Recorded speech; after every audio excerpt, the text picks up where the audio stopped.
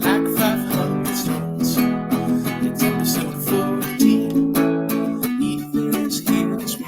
We're going through 25 songs. Running down the dream.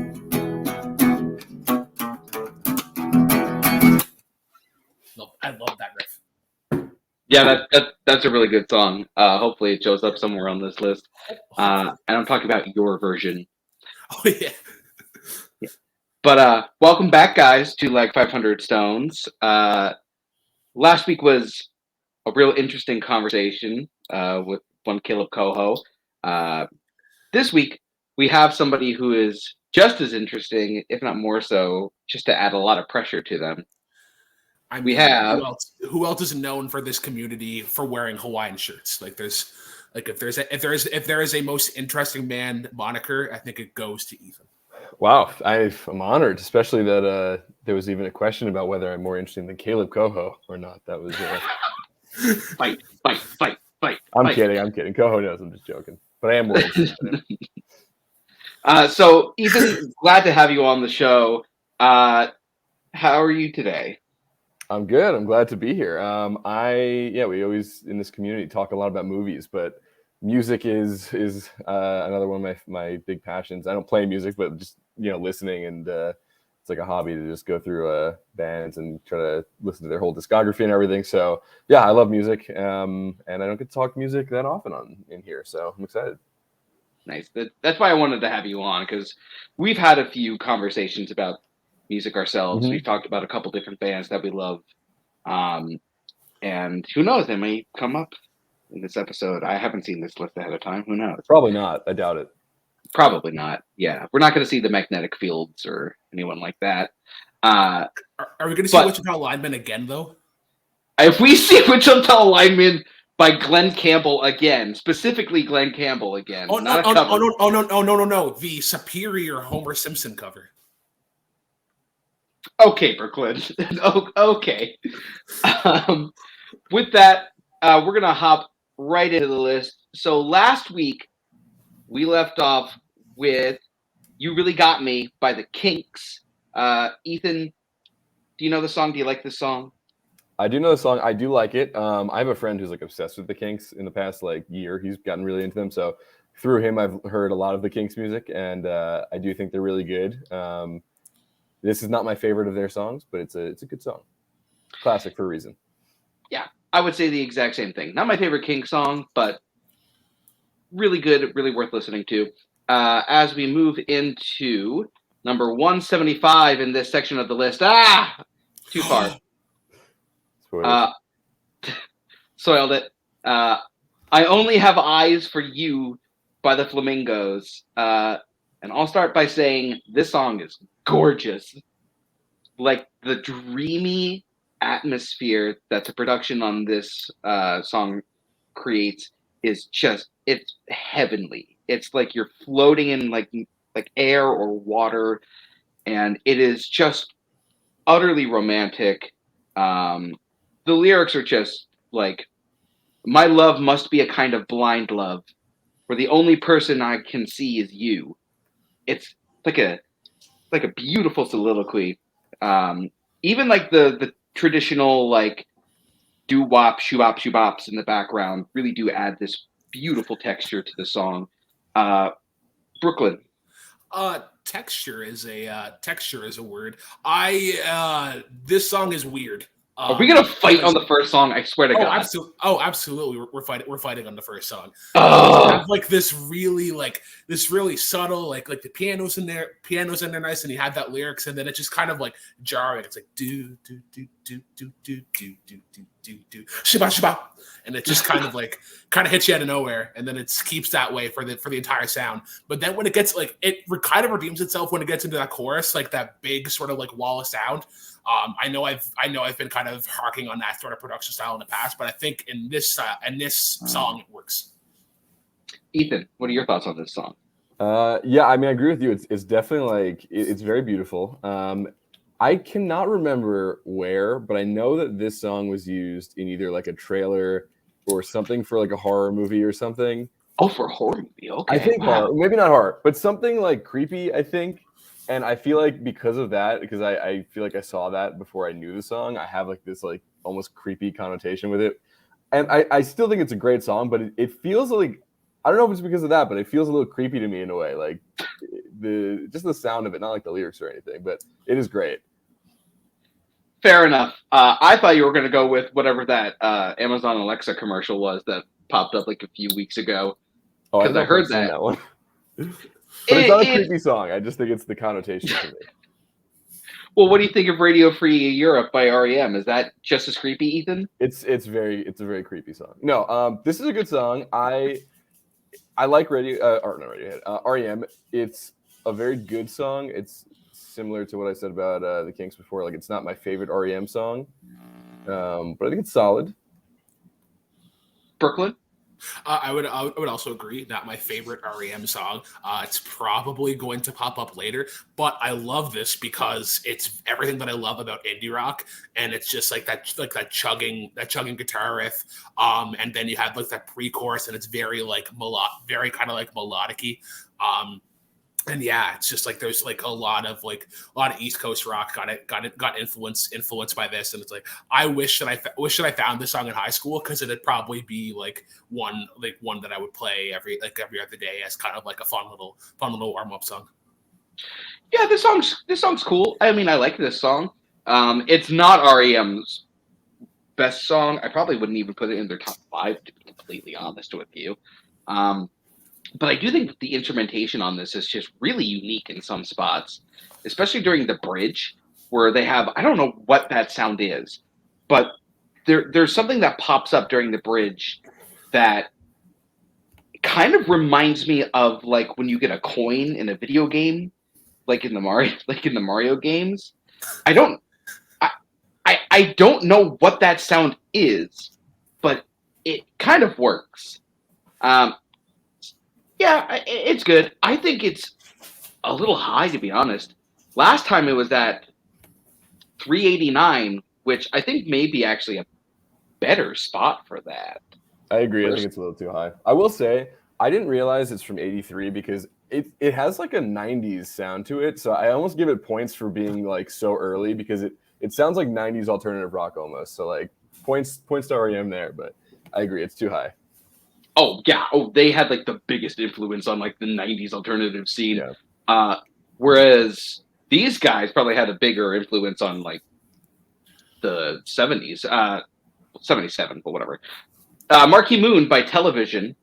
Brooklyn, I'm going to have you start us off with this one. I like the layering that they do at the start of this, where they have I think it's the bass line, then the guitar comes in, and then the drum kick, and then the drums come in. But whenever the drums come in, it recontextualizes the guitar riff, and there's a new emphasis, I guess, on that beat. So it's just like that moving gear sort of loop, and I think that's what kind of gives it its drive. It's really cool. I wish I was into more Television. I know Jeremy Adams was a big fan of these guys. That makes a lot of sense. Ethan, what are your thoughts on this? Yeah, I love this song. I heard this song a while ago, but I never really got more into Television. I just didn't listen to more of their stuff, which I feel like I should, just because I do really like this song. And I think it's always really impressive when a band can make a song that's 10 plus minutes long, and it's a great song and it doesn't feel like it drags on. Yeah, it's very clever, like Brooklyn was saying, where they just kind of layer in the instruments in the beginning, kind of bring you into it. And I really like that at the end of the song, they it bookends with the same exact stuff that's going on in the beginning. Yeah, I think it's great. I think the vocals are really cool, and they have that kind of almost sloppy, unrefined quality that's really nice in this kind of song. Yeah, I'm so glad you brought up the bookends, because I think that's what makes this song just really, really work so well. I love songs or bands that kind of have this, especially during this era, where it was almost deconstructionist, where it was just a very simple groove. They would kind of loop it and then add on to it, change it up ever so slightly. like them, Talking Heads, and like a couple of other acts like that. Devo would do that sometimes in their early era. But this is like the perfect driving song. Like this is the perfect song to have in your car as you're driving, especially if it's a long drive, because you really do sink into that groove and you can kind of just like settle into it. Yeah, it's a great piece, especially for being 10 minutes, as Ethan said. Yeah, great song altogether. As we move on to number 172, which is Mississippi Goddamn by Nina Simone. Ethan, how about you start us off with this one? Yeah, I had actually never heard this song until I was prepping for this episode. I don't know how I never heard it, but I really like it. Nina Simone is not an artist that I would think is like up my alley, but I think that it's a very unique sound. It's got like this really cool energy to it, with like the drums are great, and yeah, I don't know. It's just it feels very like soulful, and there's like a lot of purpose to it. Yeah, this is Nina Simone is one of those artists that I wish I got more into, and I really have a lot of respect and appreciation for this song. It's one that's hard for me necessarily to talk about for one reason. I'm very white. I mean, that applies to all. I mean, that applies to all of us. Yeah. But it does have this roaring like anger behind it, especially when like she talks about how like the king of love is dead. It is just a raw, emotion-filled, just anger-filled rant against the injustices of the South and everything that's been happening. This was 1963, so 64. I'm sorry. So the civil rights movement at that time. This was really important for its time, and still important today. Brooklyn. As a musician, I really appreciate this song. They're going for some like really interesting things. It's like super upbeat. It's super upbeat jazz, but like that right amount of like soul kind of mixed in. It's not an easy listen, I would say, for anybody who hasn't heard this before. Like you need to listen to this, come back to it a week later, and then because it's very much like in its own kind of world. I haven't attached, and like I think that's what happens is that like for people like me, I guess, that attach to the music or the lyrics, I need to kind of get over the music. Like I need to kind of understand what the music is doing before I can really appreciate the lyrics, because I find good artists, and like especially like Nina Simone as well, where like the choices that she's making musically will often reflect whatever words that she's saying. And I find just for me that I need that before I can really talk about the story. But no, it's the trying to think of the best way. It's ahead of itself, I guess I would say, or it's like yeah, absolutely. As we move on to number 171. What I can't. I was gonna try to do What a wonderful world. There you go. How many smokes you have, Louis? I had 55 in the last hour. Yeah, What a Wonderful World by Louis Armstrong. I'll start off again because you know what, I'm gonna go last because I have a little story. Brooklyn. Pop culture killed this song. I think Madagascar might be the one, maybe the movie that I saw. I was like, all right, this song jumped the shark. It's like this would have been, I'm sure, like back whenever they were making these lists, like before 2000, there's probably different versions of us that are like, yes, this is an incredible song. But no, it just got overplayed. Fair. Ethan? Yeah, I mean, I agree with Brooklyn to an extent. I don't think that because the overplaying of it makes me listen to it less, but it's still like probably one of the best songs ever written. Like just in terms of like, I mean, there's a reason it's so timeless. It's been covered so many times. Like it's a really beautiful song, and like Louis Armstrong's voice is like one of the most unique voices ever. And yeah, the instrumentation is beautiful. But I agree with Brooklyn where it's like it's been in too many things. I've heard it too many times, so I'm never gonna put the song on. I'd rather like if I'm just gonna listen to this song, I'd rather listen to like the Ramones version or something, just because it doesn't sound like I haven't heard it a million times, And Andrew, I'm not saying I did not know that there was a Ramones version of this song. There is. Oh, It's yeah. awesome. It's really good. I gotta listen to that later. Yeah, so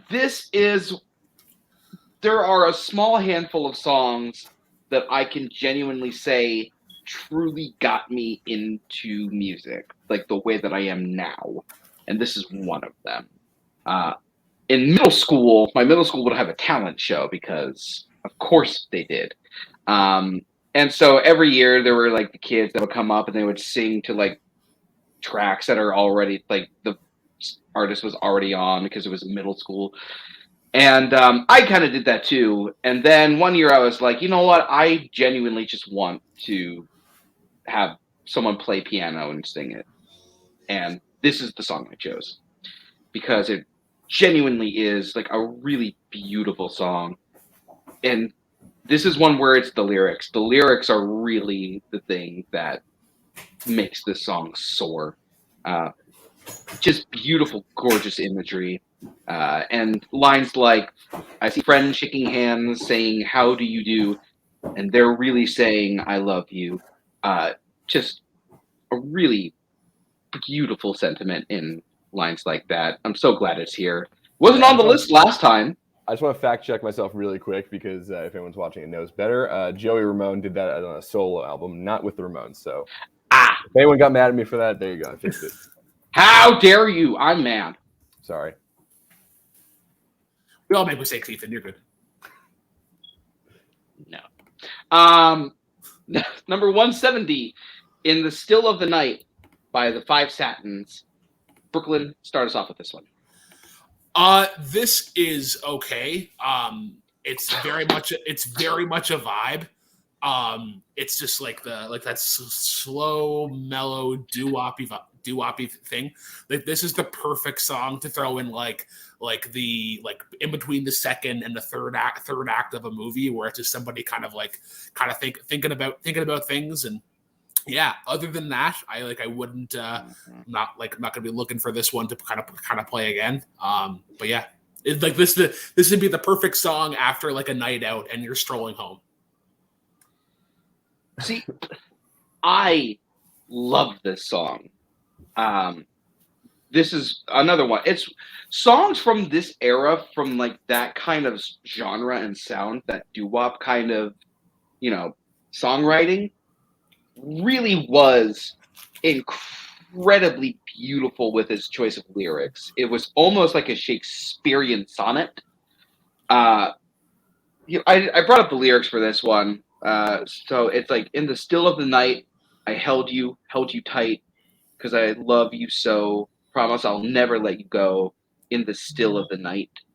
And I saw a TikTok recently, which is weird because I don't normally watch those things. I'm old. And it was, someone brought up like the lyricism of the 50s and 40s talking about romance versus today, and it is so different.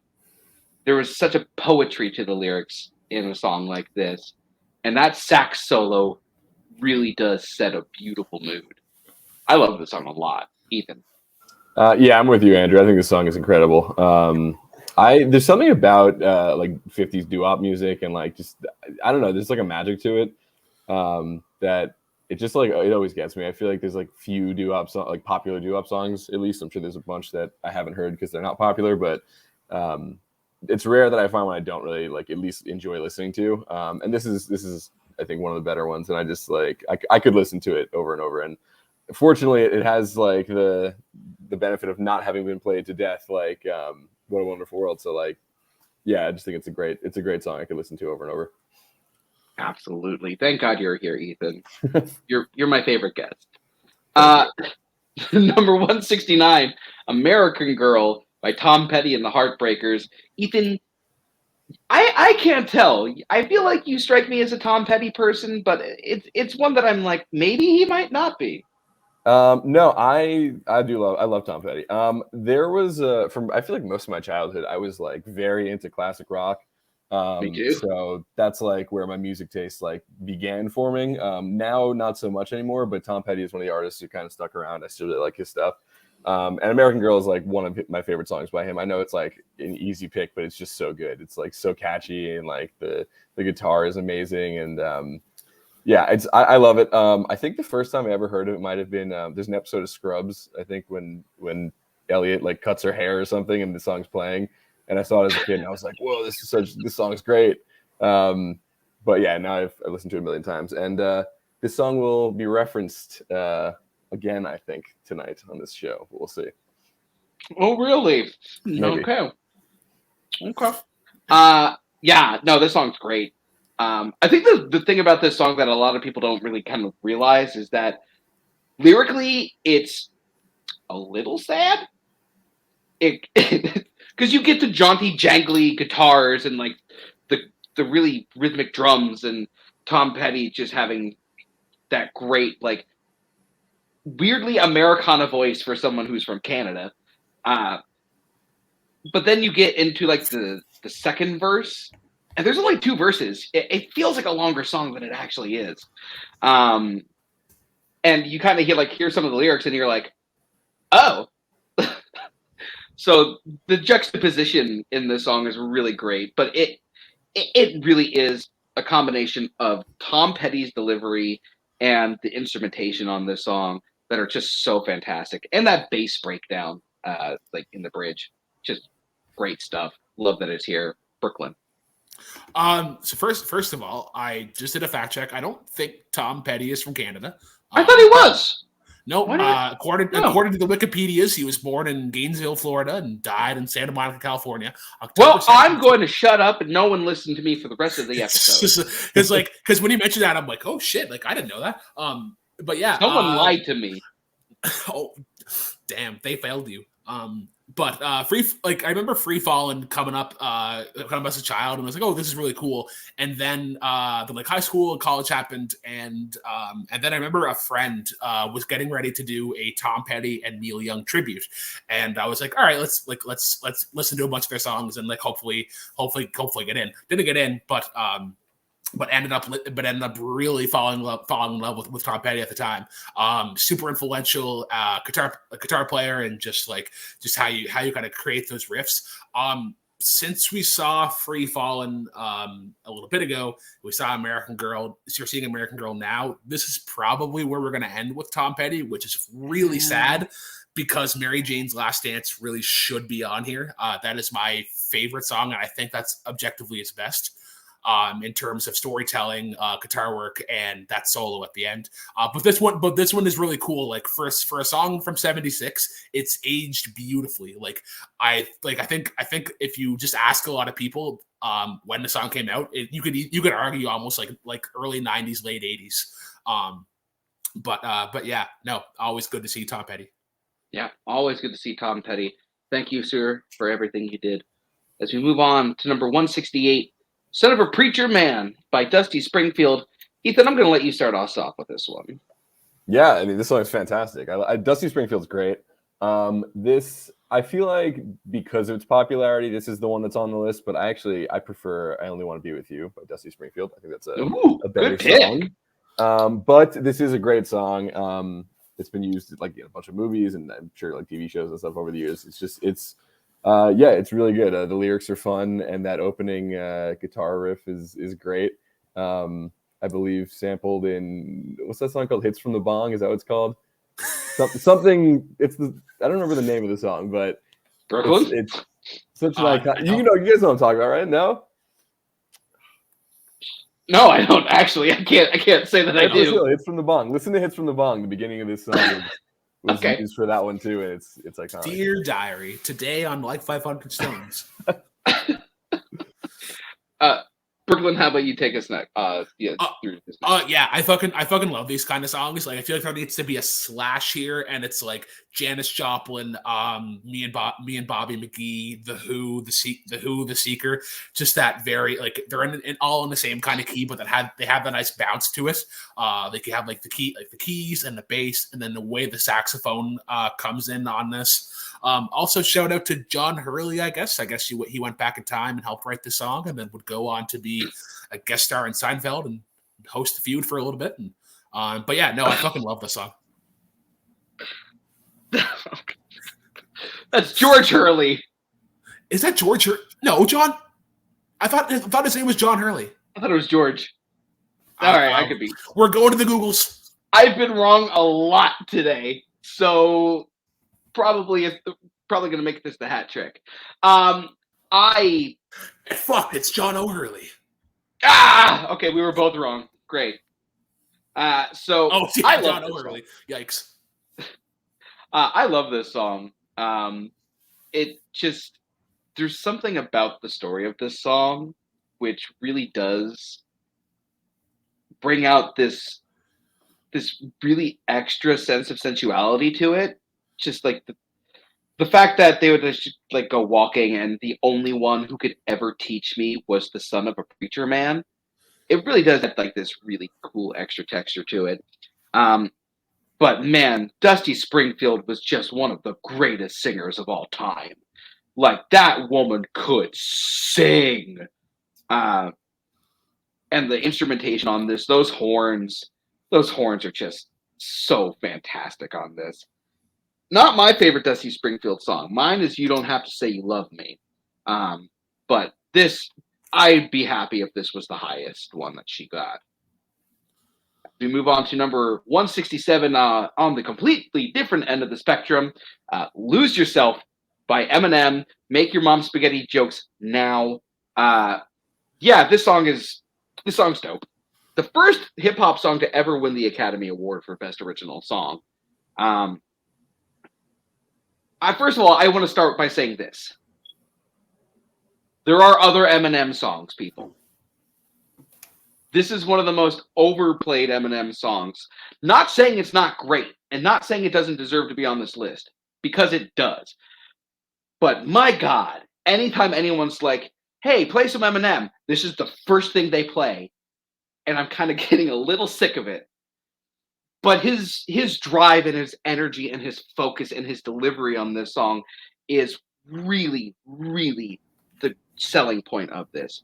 Like, he is pushing himself and he is just aching. Like, he is obviously reliving so many memories as he's putting this together. He's just giving a tour de force performance, and I think that's what really makes this song work as well as it does. Not to say that everything else is not up to that. The production's great. Lyrically, it's great. It's a great overall song. Ethan. So I'm not. This is a problem with me just musically. Is like I am not the big hip hop fan in general.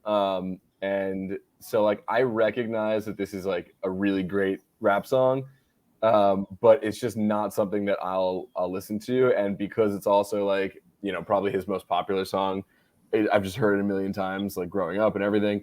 And you know, I mean, I think it's clever. You know, the lyrics are smart, but it's just not something I can really get into.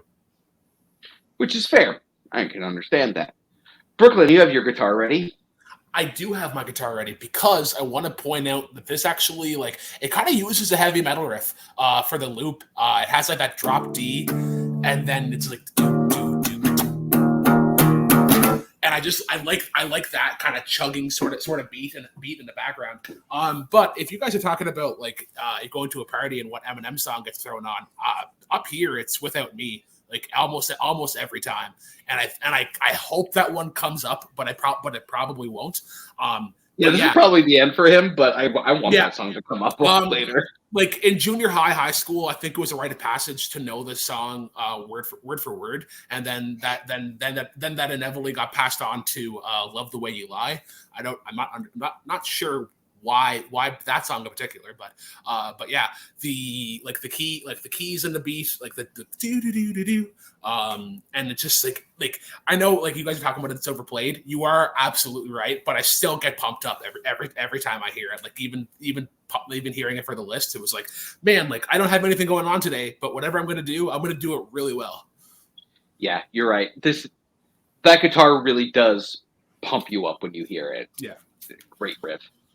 As we move on to, fun fact, not on the list last time back in 2010. So this is really spiked in its popularity in the last couple of years. I would say after the halftime show from this year, it's probably going to go up. Probably. I want other Eminem songs, though. Once again, no disrespect. Mom Spaghetti. Number 166, All the Young Dudes by Matt the Hoople, written by David Bowie. Ethan, this song just seems built for you for some reason. Okay. I like this song. Dang it. I think it's like it's a great song, but for me, it's not much more than that catchy chorus. Like that's kind of like it for me for this song. And that it does have this like big, like grand, like nostalgic feel almost. But I don't know, for some reason I just like, I hear it, I'm like, wow, this is good, this is catchy, but like yeah, it's not something I would go back to. I mean, I feel like glam rock is like hit or miss for me. And this was good, but it's not something I would like jam out to a lot. Okay, respect. Brooklyn. Yeah, kind of echo points similar to Ethan. I was just gonna figure out what the riff was in this, but I think it's that riff in the chorus that makes it work. It's like it starts on a D and it walks down to a B, and then it just has it has enough of a change whereas if you're playing this would be a fun jam. But yeah, did not know this was written by David Bowie. I think in the verses though, it's a little more like not quite spoken word, but it's kind of more like that it's like non singing, but it's not just like talking. And that's what I actually really love about this song is Ann Hunter's vocals on this. He's got this weird elasticity to his voice where his voice kind of just like slides over the groove of the instrumentation, and it's such a unique delivery that I can't help but to be just like really impressed by it. I mean, yeah, the chorus is the big selling point of this because it's got that kind of pub song feel to it where you're just drinking with everybody and this song comes on and everybody in the pub just starts singing.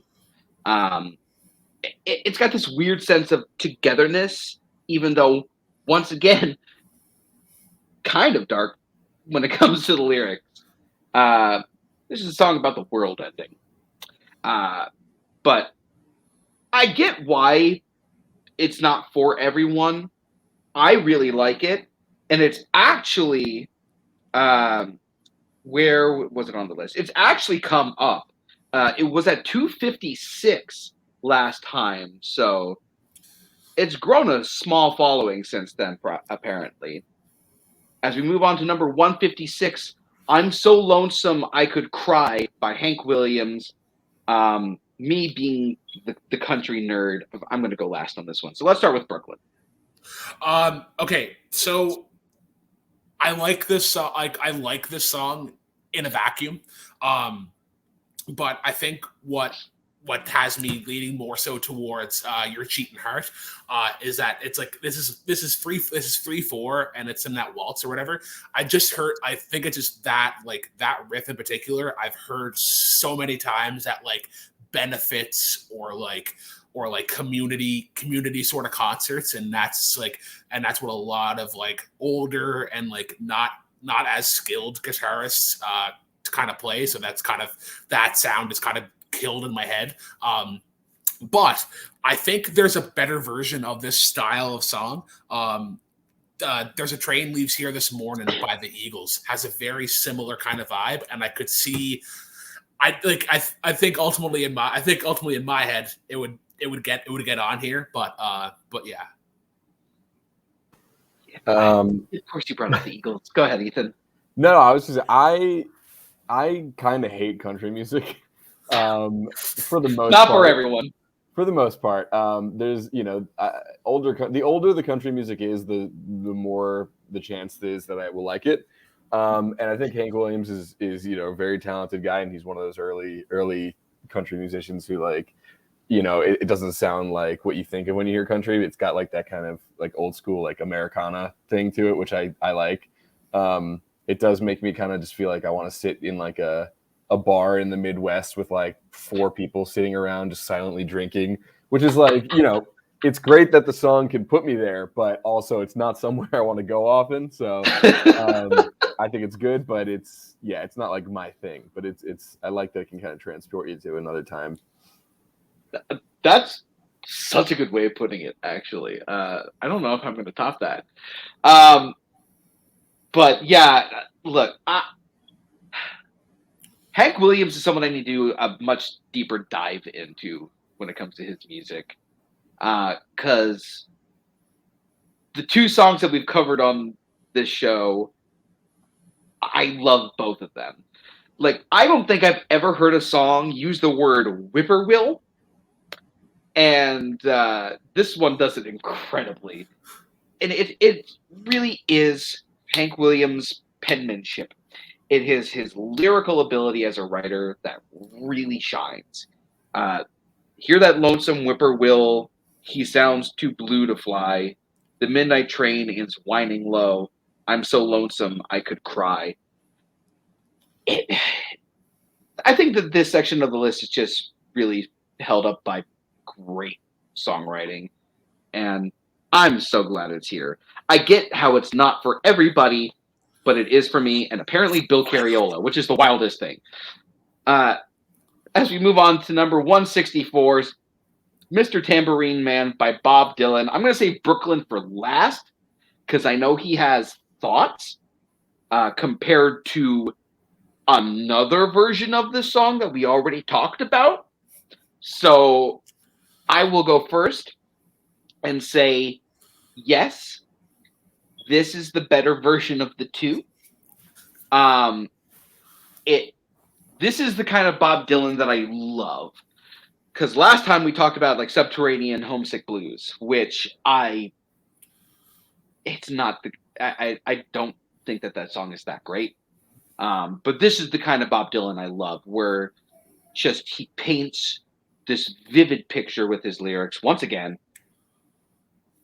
And just the harmonica comes in at the exact right time.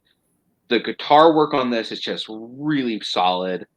And it's the delivery of Bob Dylan's performance. It really is just this wonderfully performed piece. Ethan. Yeah, I mean, I think it's a beautiful song. I'm not a huge Bob Dylan guy. Not that I don't think he's great. I just I'm not super into the folksy stuff, and I probably get crucified for saying this. I feel like a lot of his stuff sounds similar to me. Crucify him! Crucify him! Which fine. If that's the case, then so be it. But that's just how I feel. But no, this one was really good. It feels like separate from a lot of his other stuff, and I think the lyrics are great. Yeah, I mean, he's a smart guy, good writer. Brooklyn. No, Andrew, you hit it right on the head. The guitar work in this is what I love, and it's just that we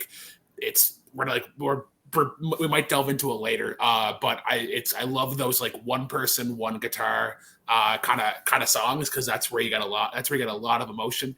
A lot of emotion, and you kind of hear where they kind of nestle in the song. The chorus in this I think is one of the greatest ones. Hey, Mr. Tambourine Man, play a song for me. I'm not sleepy, but there is no place I'm going to. Kind of like an illusion for Mr. Tambourine in this song kind of sounds like a drug dealer, and it's just hey, Mr. Tambourine Man, play a song for me. In the jingle jangle morning, I'll come following you. So you're just always it's always something that you're going back to. One thing I do want to point out, though, for those who read the things in in here, is that I wholeheartedly disagree with Mr. Dillon whenever he's talking about the Birds version. He's like, "Wow, man, you can even dance to that." I don't know if I want to dance to that. Like, I'd have to be like super baked at it on something, and maybe then it's like, yeah, man, this is groovy. I completely missed that part. Oh, I disagree with Mr. Dillon so bad. It's no landslide, though. Speaking of, number 163, Landslide by Fleetwood Mac. Once again, Brooklyn's going to go last because Fleetwood Mac. Ethan, let's start with you. Yeah, I mean, this is a great song. I at one point would have said, like, I love this song. I think it's fantastic, and it is fantastic. It's probably almost similar for like where Brooklyn, when he said that like it's a wonderful, or What a Wonderful World's been overplayed for him. I feel like this song has been overplayed for me to the point where like when I hear it, I'm like, oh, here's this great song, but not like so much, oh, I can't wait to listen to this again now that it's on. But it is beautiful. The lyrics are like incredible. And I really like a simple song, you know, there's just like that simple guitar and the lyrics are you know, with all of it together. It's a nice, it's a very emotional song. And it's great, but I don't find myself like listening to it a lot. Like I wouldn't put it on. Yeah, Stevie Nicks wrote this when she was 27. I'm 30. And it just makes me sad. But just the song the song came on randomly a few days ago when I was driving at night. And boy, did it hit me hard. I didn't cry. You cried. Shut up. But this song it's an emotional wrecking ball. Stevie just delivers this song so perfectly. I'm surprised it's at 163. I was kind of assuming it might be a little bit higher, considering how many times it's been covered by like the Smashing Pumpkins and the Chicks and like a bunch of other people. Funny considering I was looking at the 2010 list, and fun fact, there was only one Fleetwood song on the Fleetwood Mac song on the 2010 list, and this was not the one. It was Go Your Own Way. So I'm really happy that it finally crawled onto the list and that it is this high. Brooklyn, how about you? Yeah, this is really cool. This is one of the ones that actually isn't on Rumors. So when you're like, oh man, I really like the song, you should like check out the rest the rest of that album. But yeah, Stevie Nicks is a really good performance. Lindsey Buckingham's guitar work is really cool. Just how he's starting on it's like it's capo or whatever, but he's starting on a C, works down to an A minor, and is constantly changing through that. But it's whenever he hits, there's like he plays.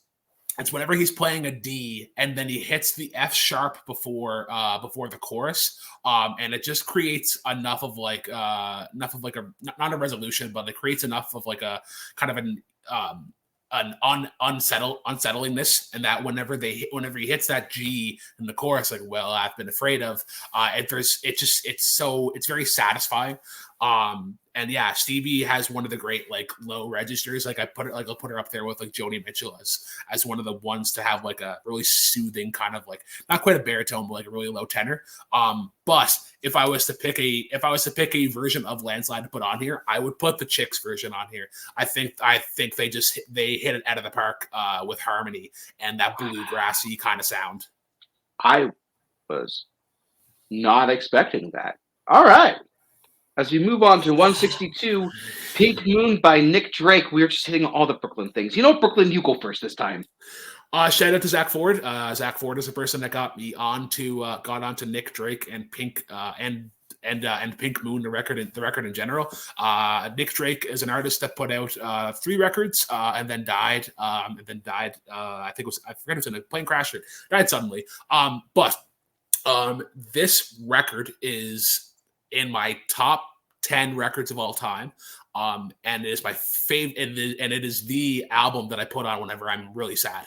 Because and how this starts off is you have, and it's like it's very much a guy that's kind of playing at open mic, and you're just like, I honestly, the best way to listen to this is kind of close your eyes and listen to it and let it escape you, because then you're kind of taken to that spot. The guitar work in this is really cool. He uses kind of like a drop D change, but he's able to get so much range out of it. Like when he goes to the intro, and then you have that really high, like he's really high up on the neck when he comes into it, and it's like, so I wrote Another Suicide. This is not my favorite song on the record. I'm gonna look it up here right quick. It's about halfway through, and it is called Things Behind the Sun. I think has a nice little has some nice qualities to it, but yeah, I cannot recommend listening to this album enough. Please go listen to it. You will thank me later, or thank Zach Ford later. Yeah, no, this is really good. It's the atmosphere. It really is the atmosphere. It's just like a really very pretty song. I don't really have much to say about it except that it is sonically beautiful and very elegant. Ethan. Sorry, I was muted. Yeah, I agree with you guys. I think it's a really beautiful song. I don't think I knew it before this, but listening to it, I wasn't like as drawn into it as I was hoping I would be. And then when the piano kicked in, that kind of like elevated it for me. It's such a beautiful little melody, and it was really nice. And then yeah, I mean, like you said, it's very like, I feel like Nick Drake, who I have to dive into now because I really like the song, and Brooklyn said it's not even the best one on the record, so I'll have to listen to the rest of it. But you can just tell like there's so much sadness in there, but in like a really like, I mean, you know, when someone who's so talented like this just puts all their sadness into a song, you feel it, and like I think it works really well. And also the artwork is fantastic. I love the cover. Whatever weird surrealism is going on there is great. But yeah, I definitely want to check out more of Nick Drake's stuff because I really like the song. Yeah, I agree with you about that album artwork. I actually love that as well. As we move on to number 161, something on the much lighter end, Into the Groove by Madonna. And I'm going to say this. I didn't love Madonna for a long time. For a long time, I was like, wow, this girl's overrated. And then I don't know what happened. I became a really big Madonna fan. 80s to mid 90s specifically. After that, but it's a simple pop song. It is like this your standard definition of a good pop song with like the sugary beat that in the moment is great, a little disposable after you're done hearing it, but just really does still stick with you. Bouncy melody, bright, vibrant vocals. Not a lot for me to say on this one because it is such a simple pop song, but it is so well structured that I think it deserves its spot on this list. Brooklyn. I understand why it's on the list. It's way too fucking high though. Like even the last three songs we just talked about, Pink Moon, Landslide, and what was the even Lose Yourself? Tambourine Man. Yeah, Mr. Tambourine Man. Even Lose Yourself. Like it's a middle of the road kind of tune. Yeah. Nothing else really. I can't help but dance to it myself. Ethan. Yeah, I agree. I mean, I agree with like both of you guys. I think where it's a solid pop song. It's it's pretty simple in what it's doing, and it's pretty effective at that, and like it makes you want to dance. But I just I don't know. I'm not a huge Madonna fan, but there's a bunch of Madonna songs that I really like, and this is not one of them. It's like I feel like there's such better songs, and I haven't looked at the whole list, so I don't know if there's some of those good ones coming up, but I don't know if this belongs here, honestly, or if it does, maybe way further down. It's fine. It's a fine pop song. Quick question, make the answer real quick. Best Madonna song, go. I feel like it's unfair for me to say because I don't know her that well. I like a Prayer a lot. I think that's a great song. I think it's better than this one. I'll listen to that one more. Great pick. Tell me love is the truth. It's just something that we do. Wow. Oh, interesting choice. Respect, though. I would go with Borderline. I think Borderline is one of the greatest pop songs ever made, personally. We'll see if any of these come up in the future, though. As we move on to number 160, Night Swimming by REM. I did that on purpose. I purposely made it less beautiful than it is, because how are you supposed to make it sound more beautiful than it already goddamn is? This is one of the most beautiful sounding songs ever made. That melody is just gorgeous. The piano in this, I don't know what they did in the production room, but my God, it is just gorgeous. And that, I think it's a clarinet, maybe an oboe. I think it's a clarinet, though.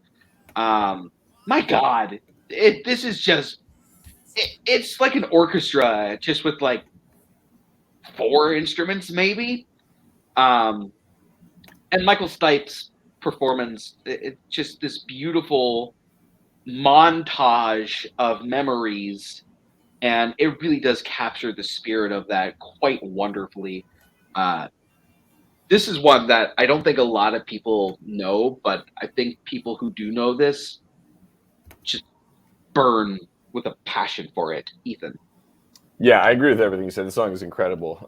It is like orchestral. It's like this, like it gets like really grand and sweeping towards the end, and it's just like piano, some strings. It's really nice. The vocals are incredible.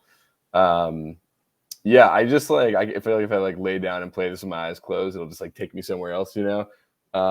It's great. This is probably like REM's best song, I think. I don't know if, you know, I'm sure there's an argument to be made, but I think in terms of like just there's maybe, you know, it's not their catchiest song or like, you know, their most energetic song, but I think in terms of like how beautiful it is, it's up there. Yeah. Brooklyn. This is okay, but I think there are better versions of what the song is trying to do. Okay, thank you, Brooklyn, for coming. It's great to have you as always. Make them name those songs. Yeah, Mr. Producer Man, bring it back in. Those songs are "Heaven Can Wait" by Meatloaf and "Operator" by Jim Croce. I would actually throw. Ooh, okay, you got me with Operator. Operator. Yeah, no, it's cool. But I feel like they put on Radio Free Europe and they're like, man, we have to throw this song on here somewhere. Yeah, it's cool, but yeah, not necessarily doing anything special. No, I'm done. Moving on to 159 before I throw a chair to the wall. Baba O'Reilly by The Who. Yes, Ethan. Yeah, this is a great song, but it's another one of those songs that's like one of the ones that I was very, very into growing up because I was really into like classic rock. I liked The Who a lot back then. And then like the older I get, the more my music taste changes. Like it's just kind of becomes another one of those like classics that I don't really listen to anymore, but it's still like when I do hear it, I'm like, okay, there's a reason this is a classic. It's great, you know, the lyrics are good. What is it, a piano in the beginning? Like what is that instrument? It sounds like a piano, right? It's like, I think it is. It could even be a synthesizer. Yeah, maybe I think it's just a synth. Maybe it's an early synth, yeah. But it's super catchy. I really like how it sounds. And it's great. I just think that it's, you know, it kind of in a way just like blends into like the whole like, you know, 70s wall of great classic rock songs in a way. Brooklyn. I've been hit and miss on The Who, and this is one of the ones that miss. I don't like Mr. Producer Man. Thank you. So Brooklyn's crazy, but you know what? Bring him back in. Yeah. No, this is I don't like the synthesizer. It kind of gets jumbled at times, especially like whenever they have that like breakdown and it's like slowly trying to like build the tension. I like stuff that's a little cleaner, I guess, or like the example that I kind of go to is Roundabout by Yes, where it's like it's all over the place, but it makes sense for the song. This is kind of silly just to be silly. And I've never been a Roger Daltrey kind of person. And this is kind of like all I can remember in this song is him singing Teenage Wasteland. Yeah, yeah. Out here in the fields, I fight for my meals. How do you not think about that goddamn line when this song starts? Because there's 2 minutes of synth work before that. 2 minutes of fantastic build worth of synth. You're making me so angry this episode. I swear to God. There's never too much synth. That's all I will say. Thank you. The Who are in my would like to have a word with you. The Who are in my top 10 artists of all time. Maybe even top 5. They're definitely in that middle range. And this is one of the songs that really got me into The Who. I think that this song is incredible. It's just everything about this. Roger Daltrey's performance, the lyrics, but it's the instrumentation that just takes the song over the goddamn edge, especially the end. Oh my God. The instrumentation at the end is incredible, especially with that violin that just goes fucking nuts. The energy of the song is just incredible. And Brooklyn I am so angry right now. What you gonna do? Huh? God damn it. Number 158, The Meters with Sissy Strut. Brooklyn, how about you start us off with this? Because you're probably going to go into like the guitar details of where the chords go and all that. Oh, I fucking love this song. This is an instrumental tune. And I know a lot of people instrumentals don't quite catch as well with a lot of people in this community. But I think this fucking jam, like especially like a do do do do do do, and then it's like do just how kind of spaces everything out. And yeah, this is very much a strut. And it's really cool. It makes you want to check out the Meters more and what people were doing with like these types of songs where it was like we have this one riff and let's build off of that.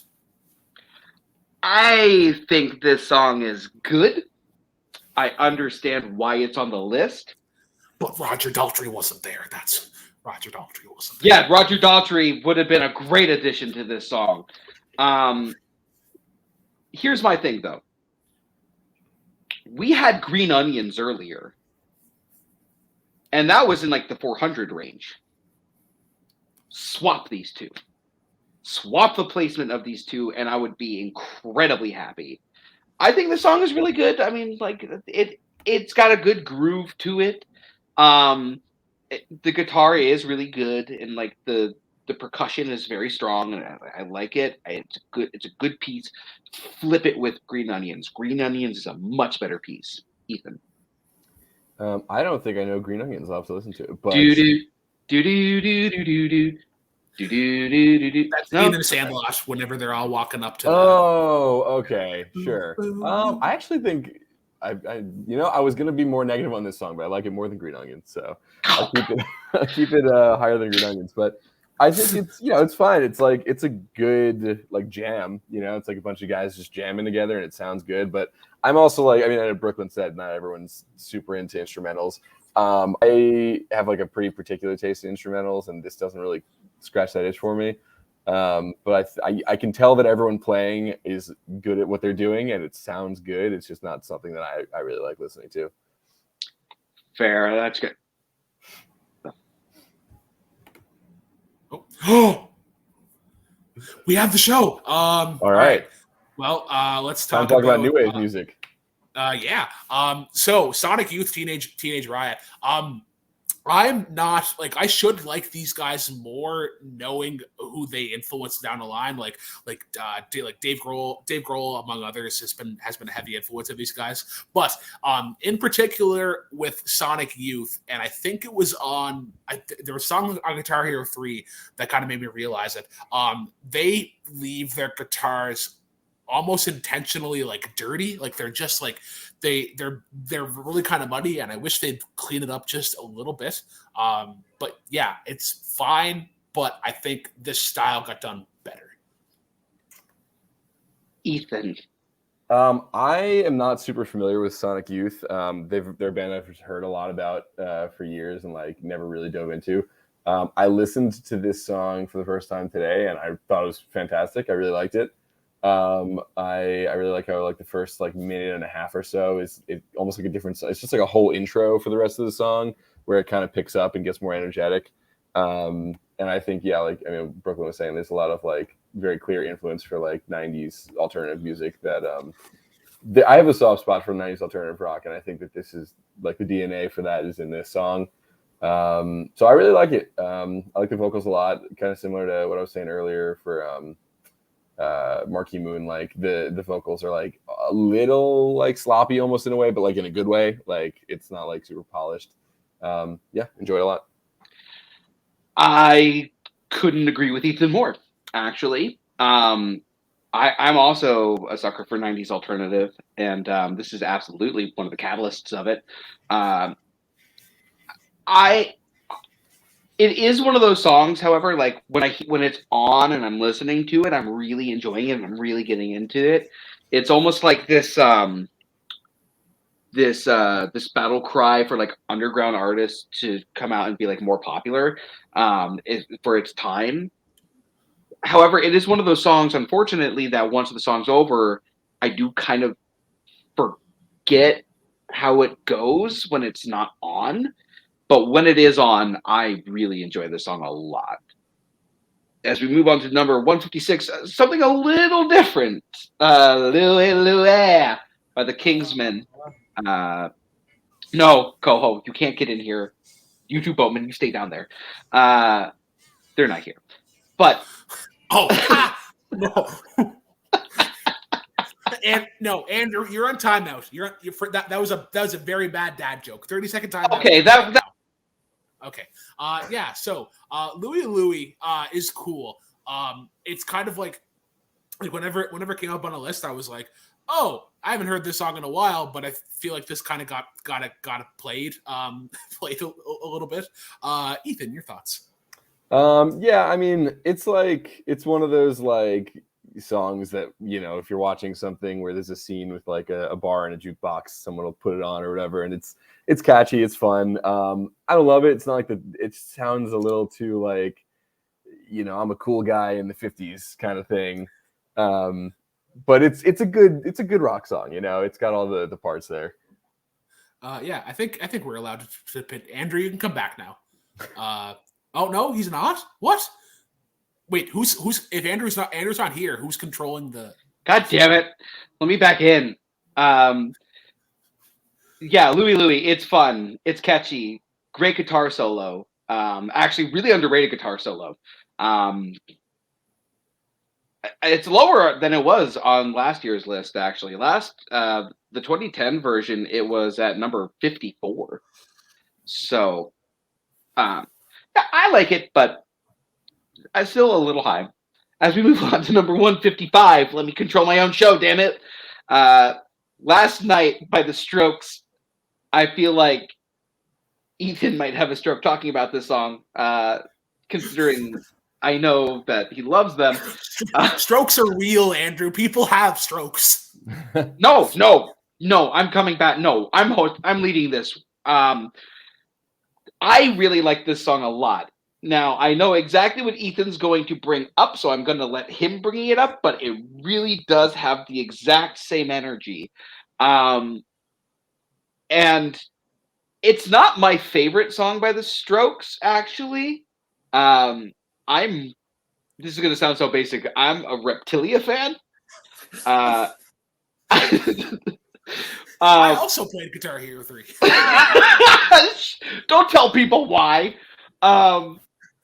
But yeah, no, this song's great. Julian Casablancas just sounds incredible on here. The guitar riff is just so fun and catchy. And the garage rock energy in this, it's great. Fun fact though, last time on the list, number 478, Brooklyn. This is a fucking awesome song. The last time that I think I heard this like outside of this list was actually at a wedding. And it was the same time that I heard that really awesome version of Miss You, and they went right into this, and it's just like this is, I think every 2000s kid automatically loves this song. Just like that kind of jazzy kind of feel, like last night she said, "Oh baby, I feel so down." But yeah, Reptilia is also a great one. But another great example of layer building. You have that like chugging kind of C riff, and then the bass comes in, the do do do do do do do do do do, and then they use that same build up for the solo. And I just think it has a fun kind of vibe. Like this would have done. I would have loved to have heard this like in the 50s to kind of have that kind of natural sway to it. Well, good segue, because I'm pretty sure Brooklyn, I feel like I've seen a video from that Modern Jukebox group. Postmodern Jukebox, I'm pretty sure they've done this. I think they've done this song. So I feel like Brooklyn can have his wish of exactly what he just said. Yeah, I mean, this Andrew brought me here for a very specific reason. The Strokes are my favorite band, and I think, I mean, this is an incredible song. I love it. This album is fantastic, start to finish. It's one of those like 10 out of 10 super cohesive albums. Is this it? Just like, it's got a very specific feel, but it's not like too repetitive. But I will say this song is probably like lower down on the list in terms of Strokes songs for me. And I don't know if it's because it's like one of their more popular songs. It's so fun to sing. It's one of those Stroke songs you can put on and like, you know, like Brooklyn said, any like 2000s person is going to be able to like, you know, belt out the chorus with you, and it's fun. Everyone's going to jump around with it, and it's fantastic. And you know, like Andrew said, Julian Casablancas, like he's like singing, you know, he's got that like disaffected kind of thing. He's great. Nikolai, the bassist, like the bass in this song is like an unsung hero. It's fantastic. Yeah. But there are a lot, in my opinion, better Stroke songs. Even Someday is the other like super popular one off this album, is I think a better song. And I'm not sure if it's on. Once again, I haven't looked at the rest of this list, but Someday, if it's not on this list and you're only going to pick one from this album, it should be Someday. But then, you know, you have like, I think The Modern Age is another one I would probably put above this, but it is a fantastic song for my favorite band. So I can't fault it. Fair enough. Glad we got you on to talk about this band, Ethan. As we move on to number 154, Spoonful by Howlin' Wolf. You know, I'm going to let Brooklyn start us off with this one, because I feel like that he can tell us something really... Oh, no? Okay, cool. Ethan, how about you start us off with this one? I don't know. I mean, I'm not like a huge fan of this type of kind of like bluesy stuff where it's, you know, like chugging along through the song, like, you know, I like the vocals. They're kind of like intense and super unpolished, and like, you know, I like that. But I don't know. I don't know if the song it belongs this high up. I mean, that's probably just my fault for not being that into the genre, you know, because I'm sure for the genre, it's an incredible song and I like it. It's just like not my thing. I have grown over the last maybe 2 years to really appreciate blues a lot more. Not that I didn't already appreciate the genre, but it really connected with me these last 2 years. And I think that this is a great song, especially considering the topic is about greed. I think it's just a really dark and sinister piece that I just really think sounds incredible. Yes, I agree. Dog in the background. And yeah, I really like the song a lot. It's very simple in its blues structure, but when you combine the thematics of the lyrics and the delivery of the performance, I think it's a very strong piece. I would still, however, probably put Manish Child above this one. We had talked about that Muddy Water song a while back with Jeff Varyu, and I think that was a little better than this, but I'm okay with it being here. It's actually risen from the 2010s list. This was at number 221, so I'm surprised that a blues piece has gotten higher. Brooklyn. I agree with you, Andrew, and that this is simple. It's almost too simple because I'm waiting for it to kind of like change off into something else. We're talking about like blues songs come up in the past. I would probably switch this with Hound Dog. I think Hound Dog is a better version. Sorry, the Big Mama Thornton version, not Elvis Presley. Well, we haven't talked about the Elvis Presley version, so. Well, yeah, sure.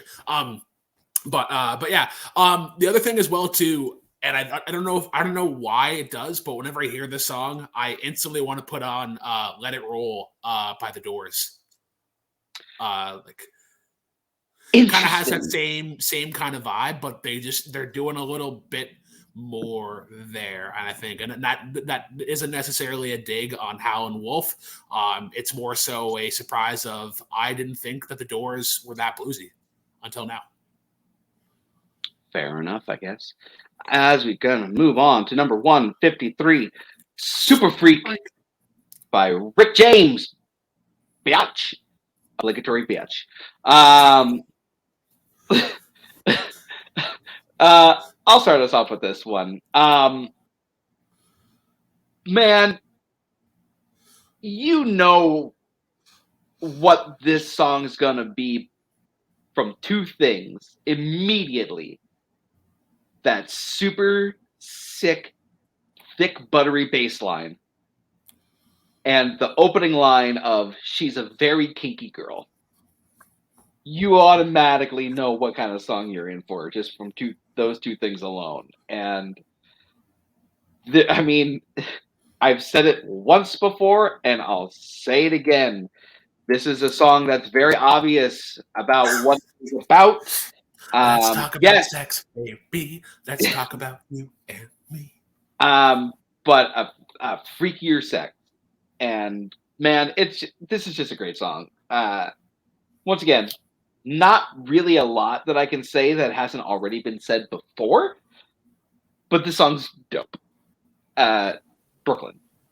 My favorite thing about the song is the pre-chorus and like the "she's all right, that girl's all right with me," and just the bass line, how it works, and I have like doom doom doom doom doom, and it just kind of separates enough because I think for our generation as well, the sample of "You Can't Touch This" I think that sample is kind of ingrained into our head. So whenever you hear this song, you're expecting to hear that like on loop for the entire song, and then you're like, oh, there's actually more to this, and yeah, it's cool. It's a cool Rick James song.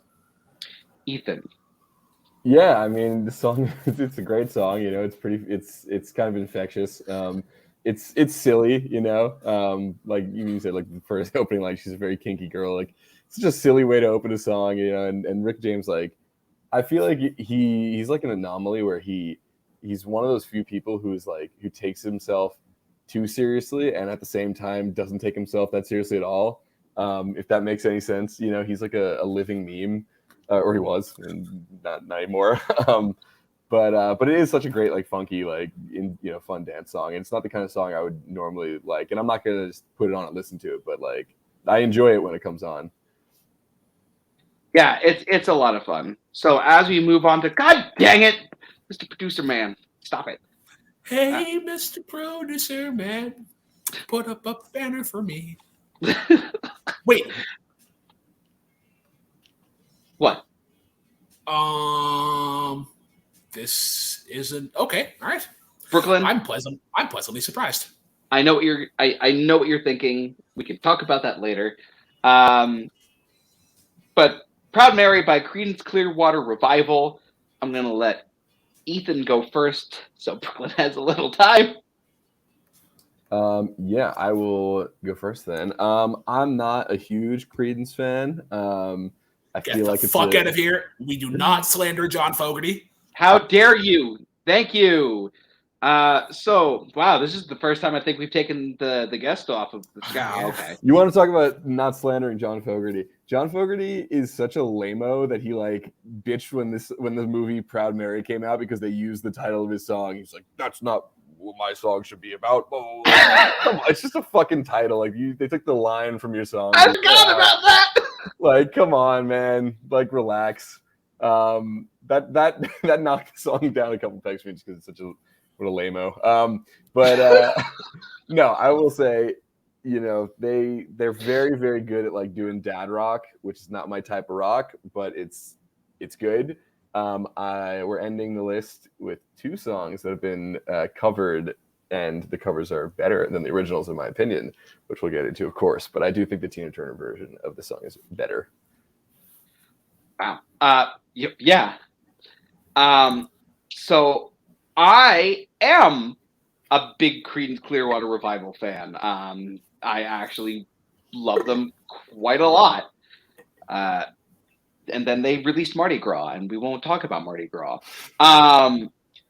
But this is the song that got me into Creedence Clearwater Revival. This is my introduction to them. And I think it's the introduction for a lot of people to this band. It's great. The chugging guitars sound absolutely fantastic. It does kind of give that giant water wheel kind of vibe for a steamboat. And, you know, it's just a solid, structurally well-built, crafted song. I do prefer this to the Ike and Tina Turner version. However, I'm hoping this is not where CCR ends, because if Have You Ever Seen the Rain is not on this list, I'm going to be mad. Brooklyn. Yeah, I agree. I prefer the Ike and Tina Turner version over this one. I do like. I said I prefer this version. Yeah.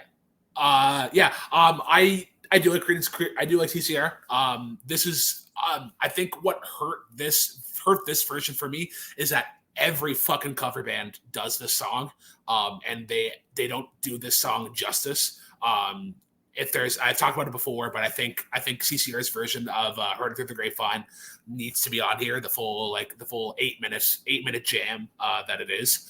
But yeah, there's nothing else really like the production value, I guess, or like the guitar work is fine. It's just kind of basic. And yeah, I really want to talk about "Heard It Through the Grapevine" because everything that if you like this song, you'll love that song. Fair enough. I don't know. I like that version, but I'm not crazy about it. So as we end this episode, we're gonna end at number 151. "Will You Love Me Tomorrow" by the Shirelles. And I'm gonna say this first.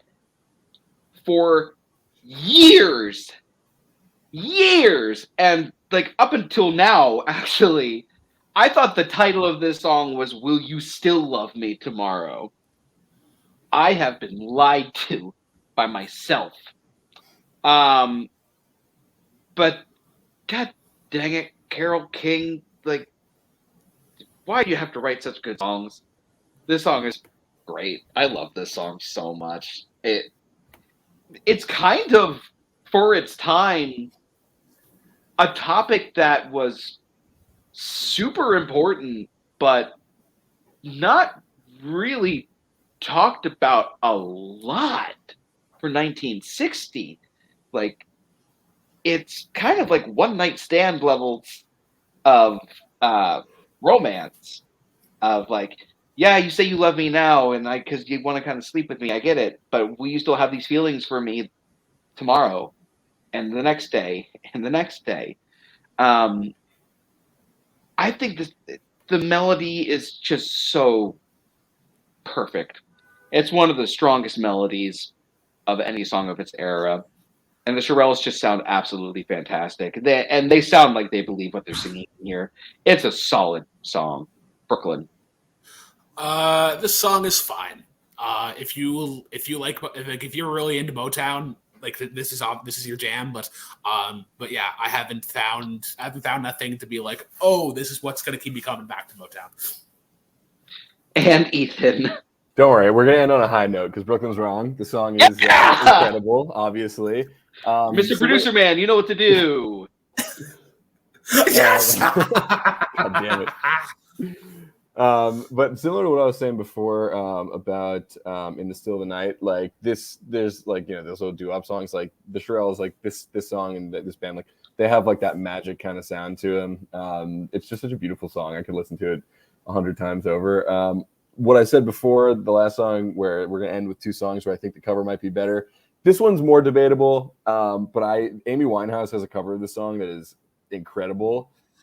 It's slower, but it builds and gets like really grand towards the end and bigger. And I could go back and forth which one I actually like more. I wouldn't definitively say I think the cover's better because this one's got like a little bit more energy almost. But if anyone likes this song, I recommend Amy Winehouse version is fantastic, and this is a beautiful song. Yeah, absolutely. Check out the Amy Winehouse version. Ethan's right; it's a great version.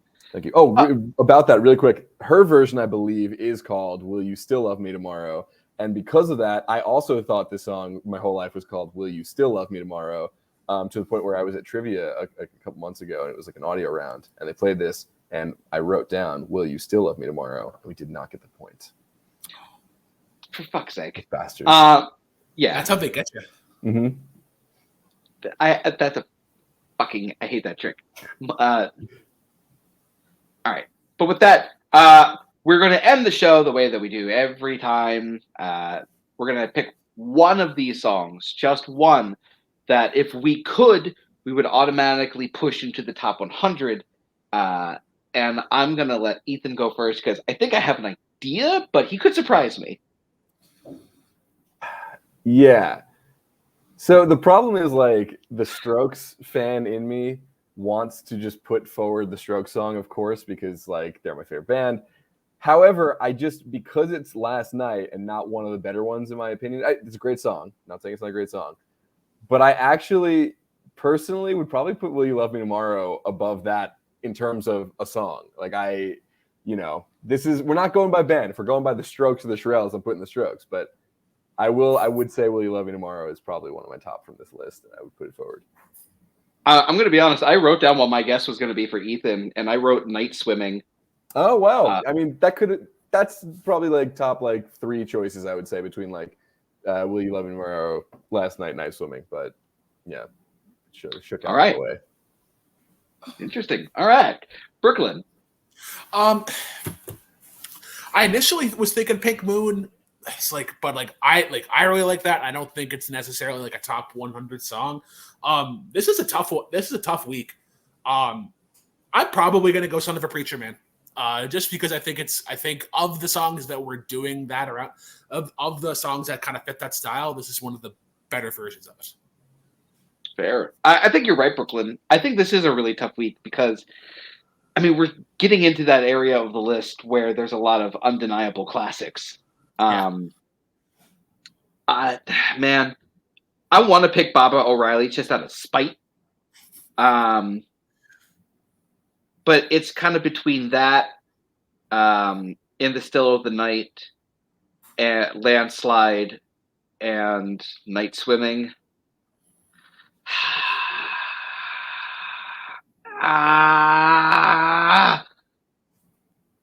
Night Swimming. I'm just gonna go with Night Swimming. That song is just one of the most gorgeous pieces of music I've ever heard in my life. So it was tough though. Almost picked Landslide there. But Ethan, thank you so much for joining us today. We really appreciated having you. We'd love to have you back at some point if we can get you back on. Yeah, of course. Thank you for having me. It was a lot of fun. Yeah. Really glad to hear some of your musical takes because I shouldn't be surprised, but there were some moments where I was like, oh, wow, okay. But thank you once again. Thank you so much for coming on. Brooklyn, we did it. We got through another episode without setting the place on fire. Not yet. I have the fire extinguisher ready just in case, but we're not gonna burn down the house quite yet. Ooh! You've seen the list. You've seen the list shuffled about. I feel like I know what that means. So hopefully that song comes up because, fuck yeah. But for Ethan, for Brooklyn, and for myself, everyone, thank you so much for watching, and keep on rocking. Drive safely.